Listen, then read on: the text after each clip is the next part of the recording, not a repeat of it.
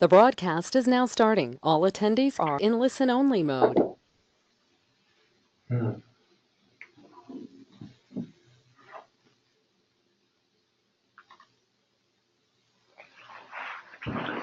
Hello, and welcome to Red Hen Systems Pipeline Services webinar. My name is Philip Gabarik. I'm the Junior Data Analyst. With me today are Christopher Peter, our Solutions Architect, and Manoj Williams, our GIS Analyst. Today, we will be discussing Red Hen's unique solution to the economic and environmental problems of global warming and what the Red Hen solution can save potential clients. Regulating pipelines and wellheads is important for the business interests of the oil and gas industry, as well as for the health and safety of the global environment and local community. Methane leaks contribute to accelerating global warming and cost companies millions of dollars. Methane is the primary component of natural gas, which has produced 31% of energy in the United States in 2015. Even the smallest of leaks can have incredible impacts on the Earth. In a recent 2016 study conducted by Colorado State University, results showed that in a 100-year time period, methane will absorb 84 times more heat than carbon dioxide, drastically understating the effect of methane that it has had on global warming. But methane emissions don't only impact our long-term environment. Leaks can also impact human health and safety. For example, in 2015, the Aliso Canyon leak in Southern California displaced 11,000 people, while explosions in New York City caused by leaks in aging natural gas pipes resulted in 2 deaths and 19 injuries. Recently, in Red Hen Systems' home state of Colorado, leaking methane from a natural gas pipeline caused a house to explode in Firestone, killing 2 residents and injuring a third. Not long after this, a storage tank exploded in Mead, killing 1 worker and injuring 3 others. Arvind Ravikumar, a postdoctoral researcher at Stanford University's School of Earth, Energy, and Environmental Sciences, said in Futurity magazine, quote, "About 1 to 2% of gas is completely leaked now, and fixing it is a direct economic value to both the operators, because they can sell that gas, and to consumers, because ultimately we pay for it and prices are very volatile," end quote. Ravikumar's statement is supported when looking at the Porter Ranch gas leak in Southern California in 2015. It cost Sempra Energy $717 million to fix, and millions more in unused product. Red Hen Systems seeks to mitigate these problems. Our pipeline kit is not only affordable, it is safe, reliable, easy to use, and effective. This video by CBS Denver gives us a brief introduction into the Red Hen Systems pipeline kit. Sure, no gas is escaping. Live in Fort Collins. Inspections of all active wells in Colorado following a deadly home explosion in Firestone. The deadline to get those inspections done was Tuesday. Tonight, it appears most operators have gotten them done.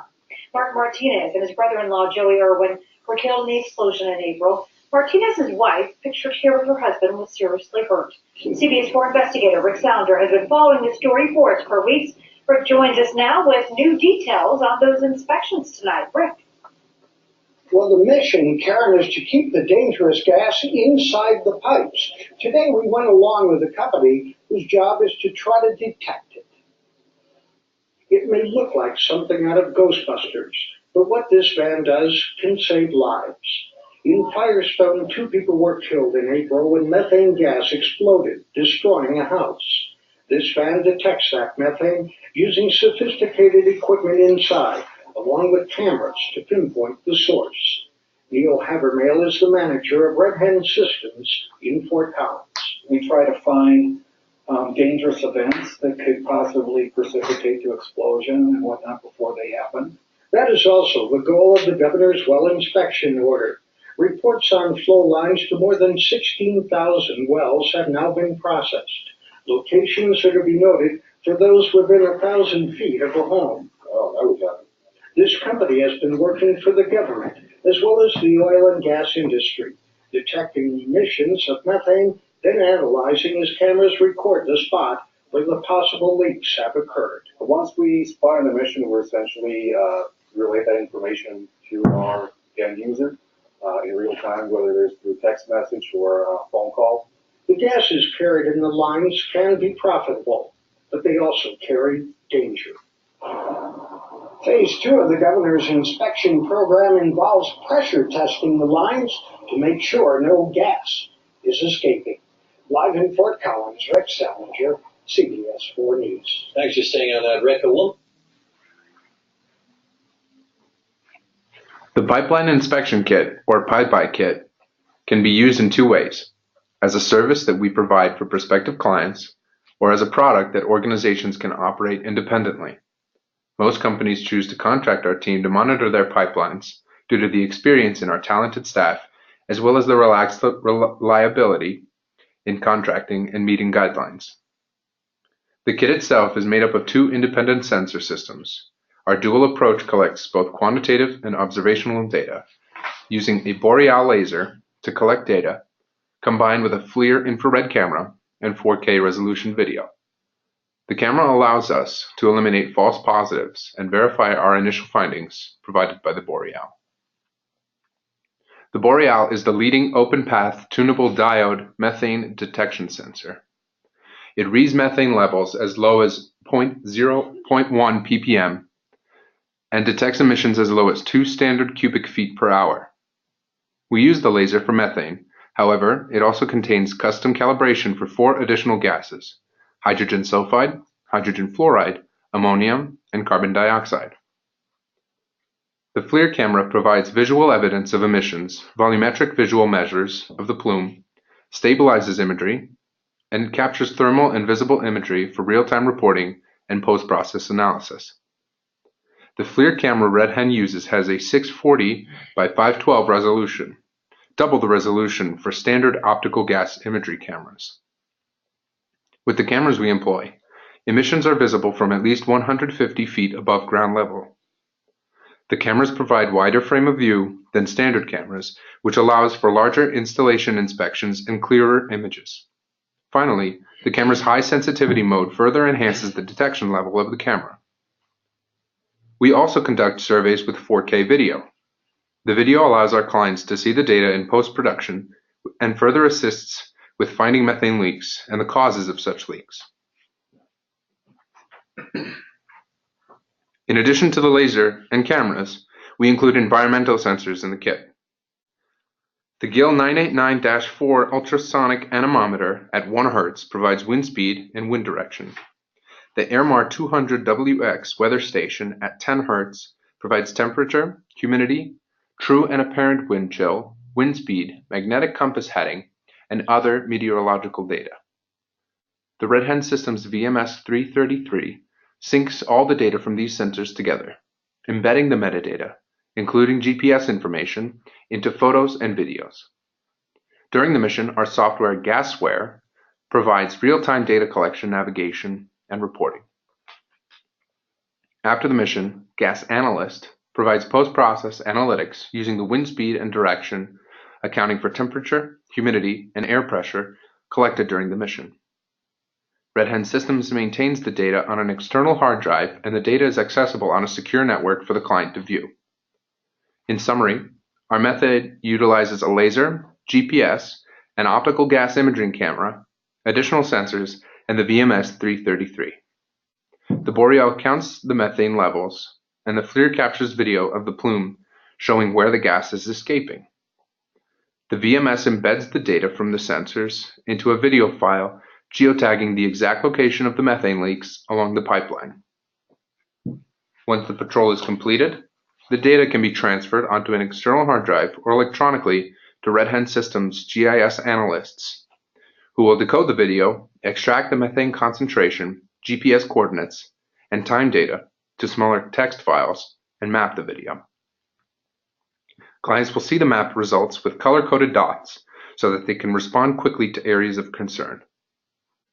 Upon discovery of the critical level emission while mid-flight, the end user is notified with a text message that contains the GPS coordinates of the finding and the concentration level of the fugitive gas of interest. The end of survey report consists of a written report, collected video footage, and data logs. We will now show you a short video clip of sample data on our mapping software. Welcome to Red Hen Systems Pipe-Eye Services. Today I'll be showing you our Pipe-Eye software. This is an example of an aerial train gas patrol we did.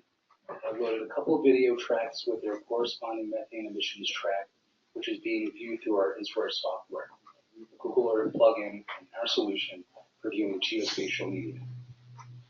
What you are seeing is an infrared video taken with an A-series FLIR for optical gas imaging, as well as a wind vector and methane emissions track, illustrating the levels of gas and wind direction.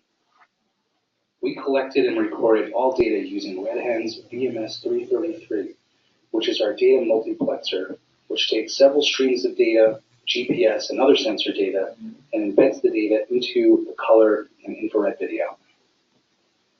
You are also seeing color video, which we've taken with the Sony Action Cam, which is mounted to our FLIR camera. Now the client has the option to switch back and forth during post-process to confirm any methane emission we've detected with our Boreal combustible gas finder and infrared video. By using the VMS 333, we can set up a handheld trigger for the operator to indicate any features of interest they see along patrol, or link a document ticket for a job repair. What you are seeing now is the same track on our Esri server. Our clients can now securely log on using their browser, enter credentials, and view their data and media using Esri's background maps as a service. Also, you still have the same capability as you saw with Isware, being able to switch back to different media streams as well as adding layers with metadata. You can start the video from any point on the track and have a moving cursor showing your location. Here we see ArcMap with one of our aerial methane patrols. The frame outline you see, or the SPOI, Spatial Perimeter of Interest. This depicts where the camera's view is on the map. By having pitch, roll, and yaw, calculating the centroid of the frame, and having the AGL, we will be able to illustrate the frame outline.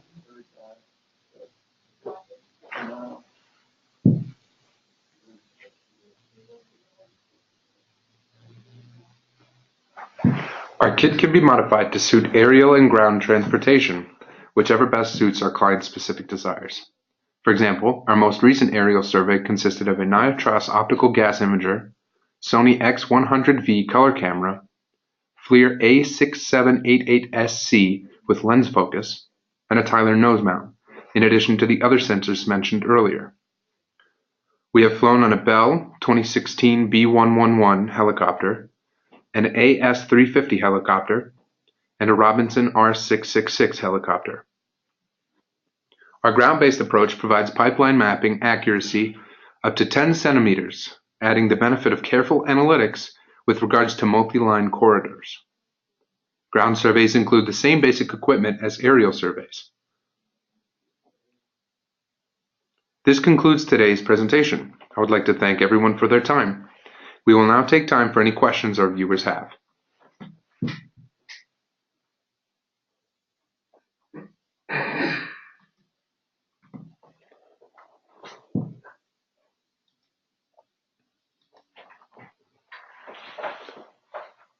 We have a question. What is the maximum speed over the ground of the aircraft?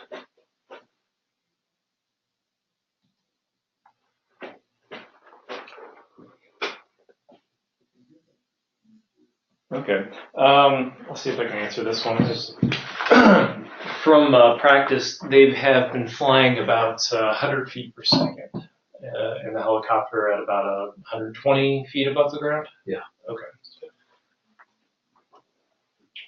So I think that translates to about 60 knots, roughly. Round 60 miles an hour. 60 miles an hour, right.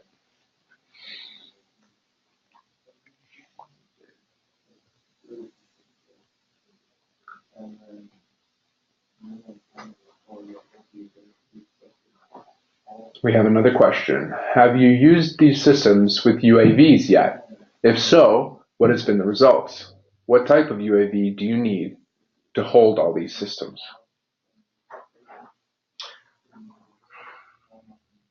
Well, in the past, we've have been working with a third party in systems integration for a Boreal unit that is compact enough for a UAV. And the UAV that we used for that one was a Matrice 600 Pro. And I believe the lifting capacity for that one is about at least 13 pounds. But it only needed to use maybe half of that thrust capability. So, I mean, the units have been getting smaller, and people are aware that UAVs are probably the way to go in analyzing certain areas, looking for gas methane concentrations that might be of danger.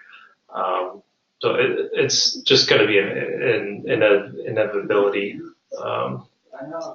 But yeah, I mean, who knows? I mean, it could be on all UAVs in the near future. We'll see.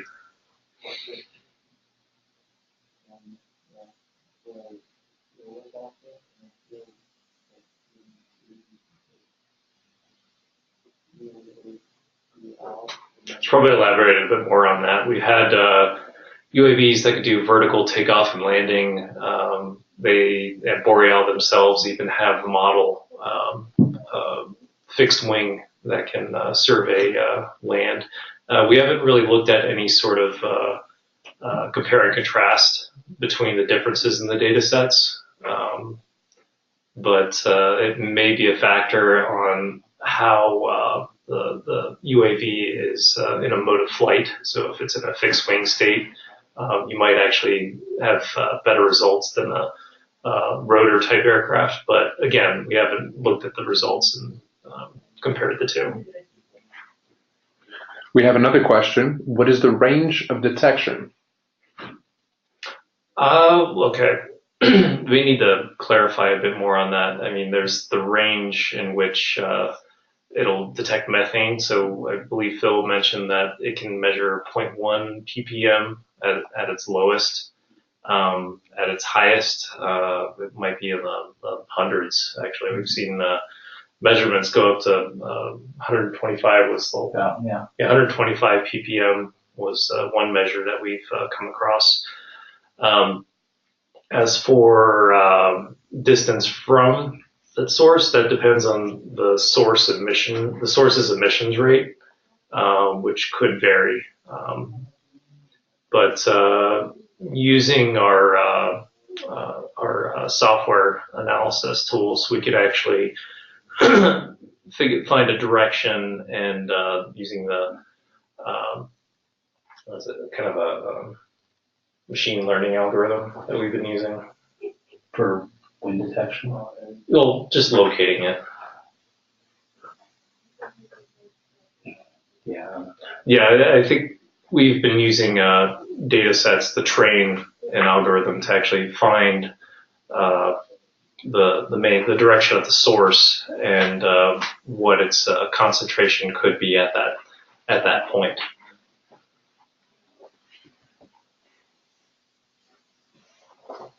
We have another question. Can the data be streamed live back to an oil and gas operator in their office? Relatively, and that depends on a lot of stuff. If they're in a remote region with no cell phone or communications access, then it becomes a bit difficult to do that. But that information would be queued. So as soon as they do get communications back, that information would be sent back to either another mobile phone user or an office home base. But yes, data can be streamed back relatively live.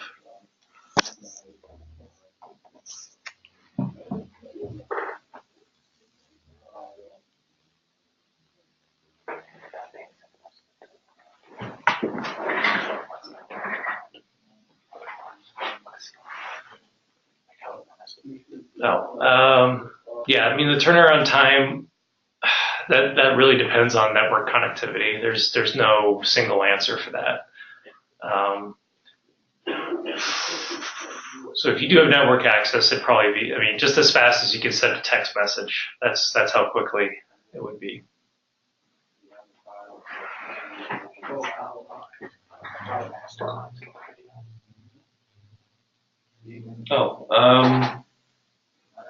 Yeah, getting back the video. About how long has it been taking you guys? It depends how much video is taken, and when we decode the video, that's probably the longest part of the process, is creating the XMLs and the sidecars from the video.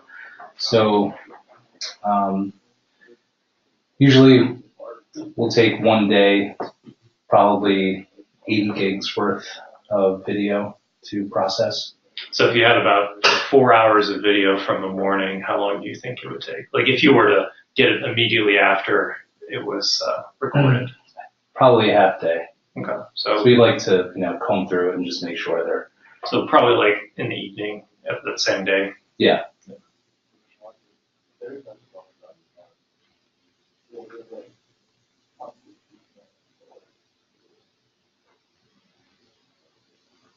We'll give a few more minutes for questions here.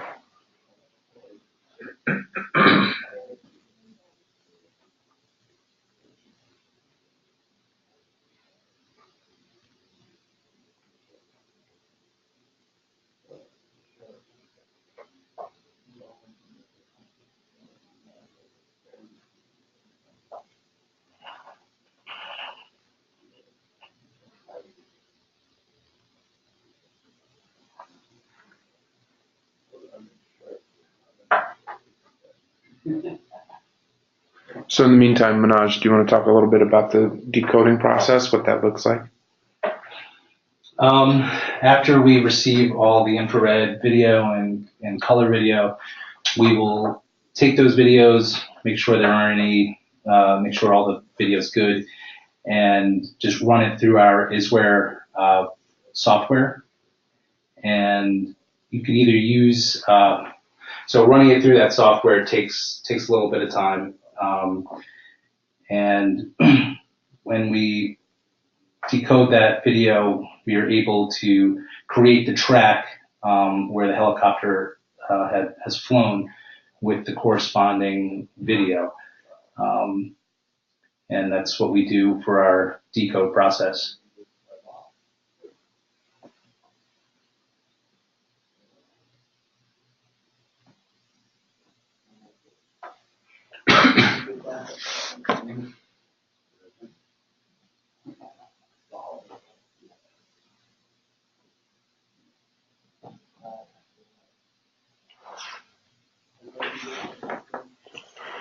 Some of the infrared video is also much smaller in size, so that usually decodes much faster than the 4K and the 4K color video. So depending on what the client wants, if you just wants infrared, the process would be much faster. But it's nice to have the color just as backup to for a visual, just to see if we have a hit with the Boreal. We can look at the color video and see if there's any dead vegetation around the pipe, and we can correlate that there might be some emissions in that area.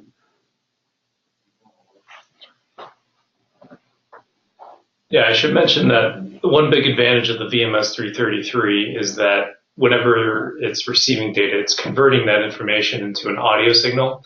So we can actually record that data with virtually any recorder and thus any camera. So if you were doing some multiple patrol types, so say for instance you're also looking at transmission lines and you have a UV sensitive camera, you can use the VMS to actually geocode that video as well. I don't know if you noticed on the CBS segment about the vehicle carrying the Boreal gas sensor, there was a 360 camera on that platform as well, and that was also being geotagged by a VMS 333. So after it's been recorded, you can actually upload that to YouTube or share that video and play it back in the 360 capable playback video player, such as VLC or I believe YouTube can YouTube can handle that sort of video as well.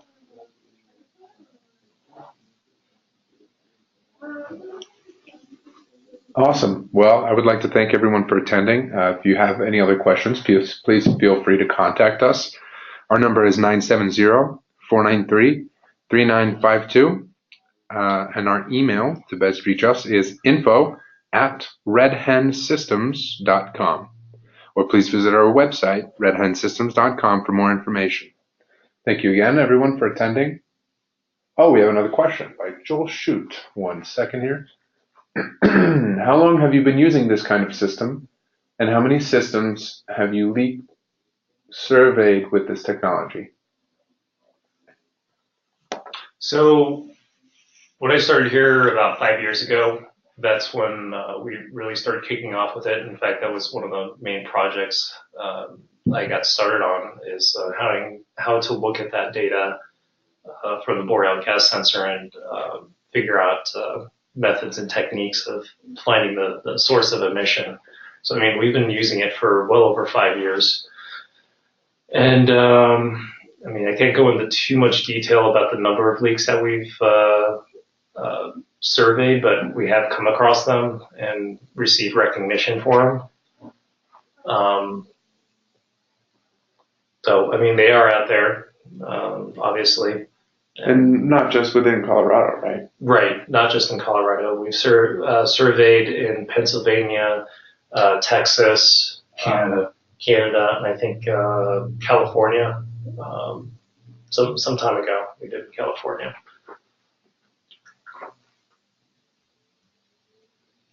I'm trying to think of internationally.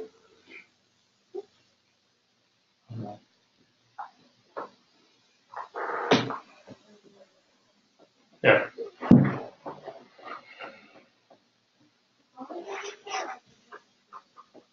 All right. So thank you again, everyone, for your questions. We appreciate your presence here at this webinar. Again, if we didn't get to your question, or if you have another question, please feel free to contact us. Our phone number again is 970-493-3952. Our email is info@redhensystems.com. And our website is redhensystems.com. Thank you, everyone, for attending. Have a good day.